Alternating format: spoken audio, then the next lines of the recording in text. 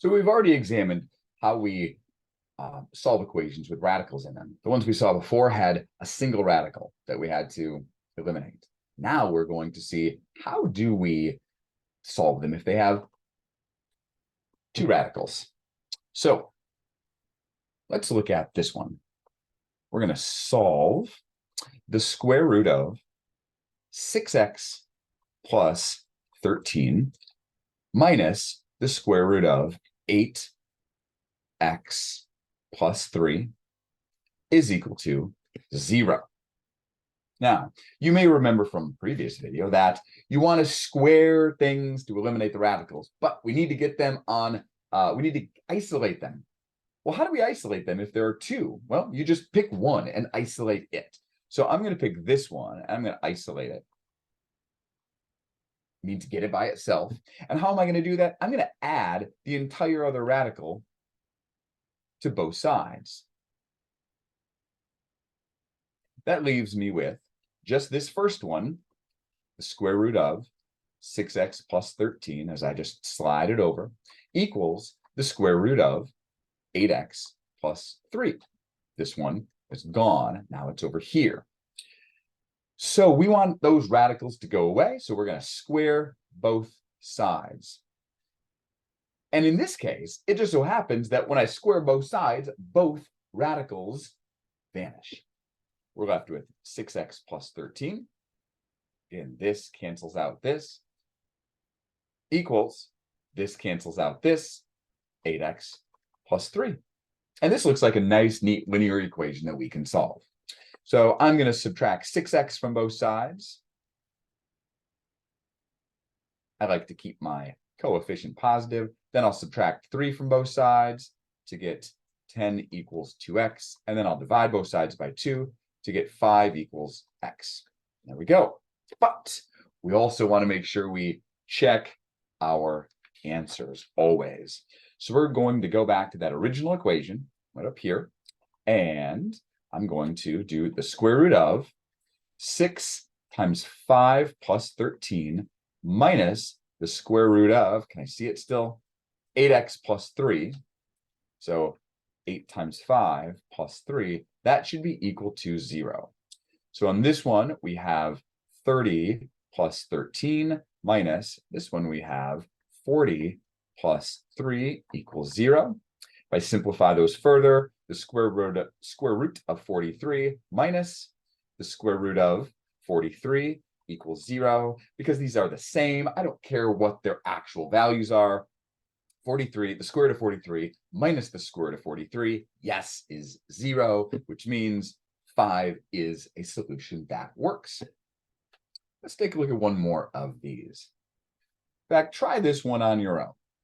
The square root of v minus 28 minus the square root of v equals 2. Actually, maybe don't try this one on your own. This one, it involves a little bit more work here. You can try it. You can pause it. You can try it on your own. See if you can figure out what you might do. I'm going to keep going, though. This one is a little more complex. Okay. So in the previous one, we had two radicals, but we had a 0 over here. Now we have another number. We have a 2. We're going to start it the same way. We have to isolate one of the radicals. I would say isolate the more complicated one. We're going to isolate this one, which means we need to get rid of this other thing that's over there with it. So we're going to add radical v to both sides. I now have the square root of v minus 28 equals 2 plus radical v. Remember, you cannot combine these because they are not like. They don't have the same radicals. They're not, quote, like terms. So we have to leave them separate. We're going to have two terms over here. Now we want to clear the radical, and we're only going to focus on clearing the one that we isolated, okay?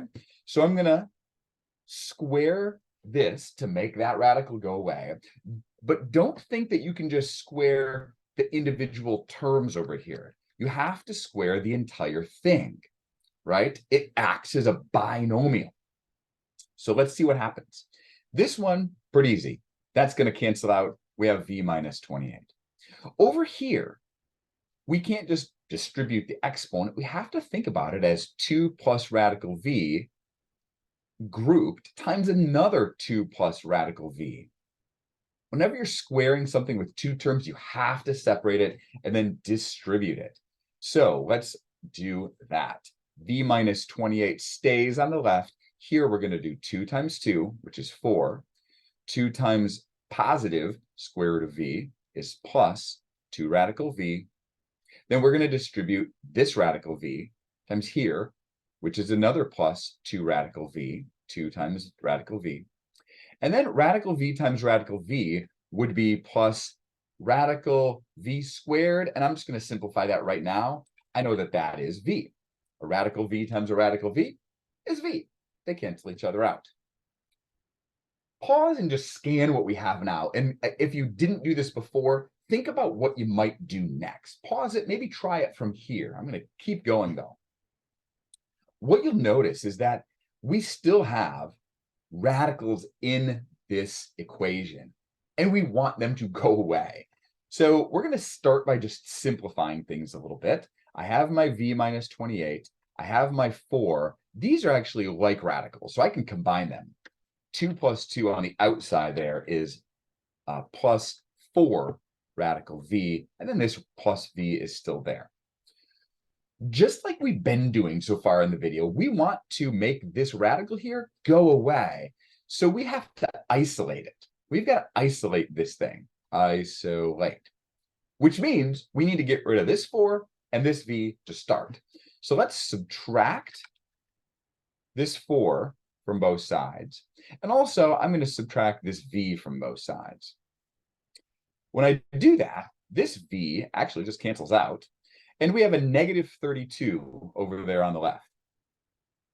This is gone and this is gone. And all we're left with now is this 4 radical v. Now, we ultimately want to isolate the radical. We could do the next step right now, but what I'm going to do is I'm going to take it even a step further. I'm going to clear this 4. I'm going to divide both sides by 4 here to get negative 8 is equal to radical v. So again, just to recap what we've done so far, we started with 3 things, right? This radical term, which was a bit complex, this radical term, and this 2. We isolated the first radical here. We squared both sides, which cleared the radical on the left. It gave us a few extra terms here on the right, and there was still a radical there. So we had to isolate that one. Now we've gotten down to this place that looks a lot cleaner, a lot simpler, and we have another radical that we need to isolate. So, or get rid of, sorry, not isolate, it's already isolated. So we know we want to square both sides. Now you may have already noticed that we have our square root of v equals negative 8. You may already be thinking, hey, we can't do that. It's going to be no solution or no real number solution. You're right, it is. We're just going to play it out and check it out. So if I square both sides, on the left, I get positive 64, and on the right, my radical cancels out, and I get a v. So I might think initially, hey, isn't that my solution?